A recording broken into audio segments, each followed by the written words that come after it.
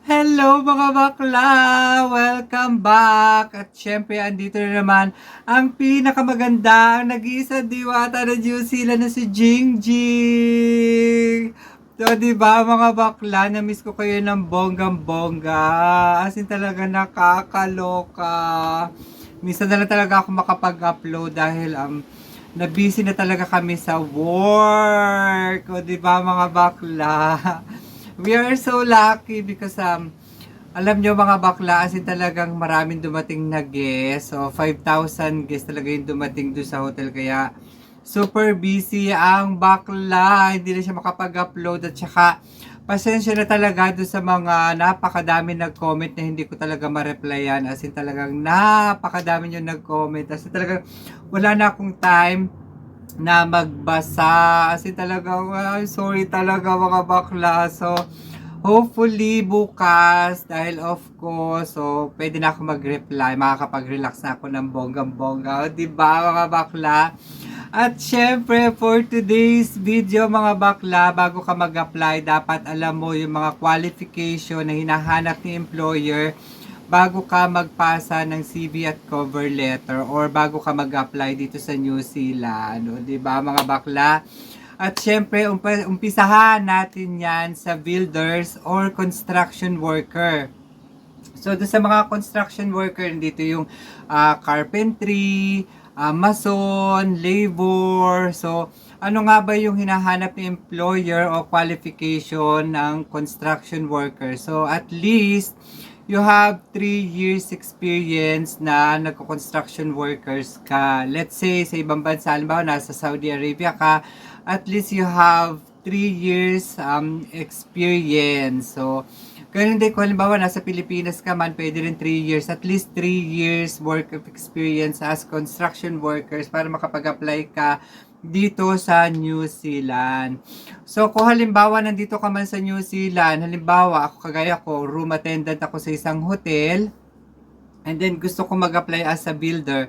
So, ang mangyayari na papasok ako as a apprentice. So, doon sa apprentice na yun, para siyang on-the-job training. So, ititrain nila ako how to work as a construction worker. Let's say, carpentry. So, may tuturo sa akin or may magte-train. Lagi niya akong bibisitahin or isi-check kung natututunan ba ako. Parang on the job training talaga siya. So at least, and then after ng on the job training, so alam ko meron ka pang kukuhaning exam para maka-certified ka, qualify or certified ka na maging builders dito sa New Zealand. O, di ba mga bakla?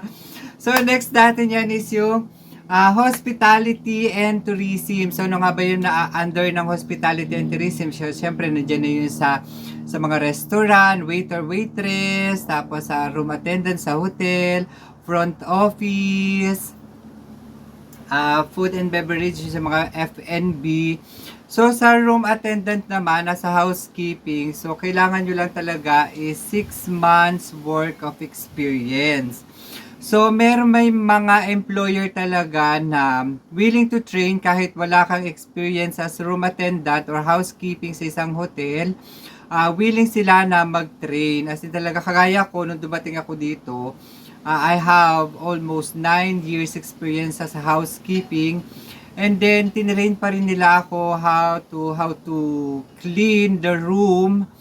And alam niyo yung baklasin talagang body ba? Alam niyo yun, body, tapos hindi ko sinabing katawan ha, yung body, yung kasama, pagtuturo. So, ititrain talaga nila. Meron mga ibang employer talaga na hindi talaga meron talagang employer na tumatanggap kahit walang experience. So, ayan mga baklaw, di ba? So, sunod natin dyan is yung fruit picker. So, dito sa fruit picker, hindi naman kailangan talaga is meron kang experience. Pero, alam nyo mga bakla, talagang kahit saan ka mag-apply, experience is an advantage, 'di ba? Kahit saan naman, 'di ba? So you luckily, kung halimbawa wala kang experience as fruit picker and then na-hire ka, you are lucky. So, yun nga mga bakla, sa fruit picker hindi naman kailangan talaga na mayroon kang experience. So, sunod natin ng qualification ng farm o yung mga farming o yung mga dairy farm. So, sa dairy farm naman, tumatanggap din si New Zealand kahit walang experience. So, as in talagang willing naman talaga sila na mag-train. So, let's say, halimbawa, nag-apply ka, hired ka, tapos tinitrain ka. So, pag nakita ni employer na may potential ka na pwede ka nang iwanan, dahil talaga sa farming talaga, sa mga dairy farm talaga, iba't ibang uri ng trabaho talaga sa farming. Like, meron kang magbabantay na umaanak na baka, yung mga, ikaw talaga yung maghihiwalay do sa nanay do sa bagong anak, so ihiwalay mo siya sa ibang room, o kaya ano ba tawag doon, nakalimutan kong tawag doon eh, basta hihiwalay mo yung nanay dun sa anak. And then, alam nyo ba na sa isang araw, kasi dati meron akong yung kaibigan na nagkatrabaho sa farm, sinasabi niya talaga sa akin na gigising talaga siya ng 2 a.m. kasi may mga nganak na baka. Alam nyo ba kung ilan yung mga nganak na baka? So 30. So 30 yung paaanakin yung baka. Kaya good luck, o di ba? Meron naman na yung naggagatas ng baka, meron naman na nagpapastol ng baka. So as in talagang ang hirap. Parang iniisip ko pala parang hindi ko carry. Di ba mga bakla? Hindi ko carry.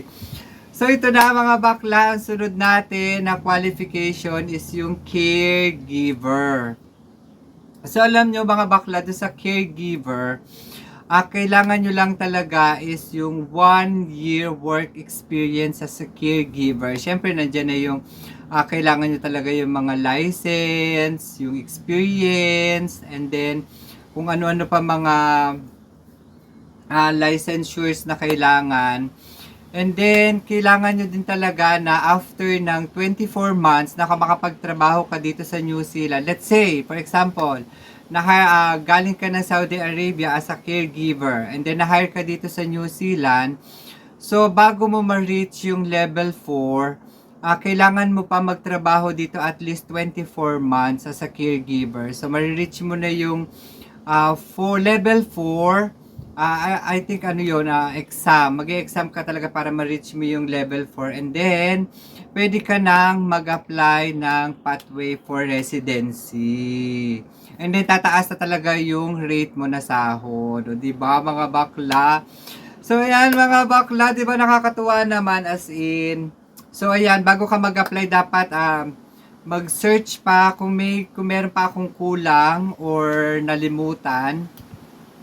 As in talagang kailangan nyo rin mag-search, alam nyo yon sa Immigration New Zealand site. Para at least more knowledgeable tayo para sa mga gusto mag-apply dito sa New Zealand for the qualification kung ano yung ina-applyan nyo. At syempre, sa age limit naman is 55 years old. So hanggang 55 years old yung pwede mag-apply dito sa New Zealand. O, diba mga bakla? So ayan, natapos na naman ang video ito. So kung nagustuhan niyo ang video ito, please don't forget to subscribe and hit the bell button notification para updated kayo sa aking mga susunod na mga videos. At syempre, like ko po sinasabi, MYMP, make your mama proud. At syempre, ito si Jingjing ang nag-iisang diwata, ang napakaganda. From the bottom of my heart, thank you so much and I love you all.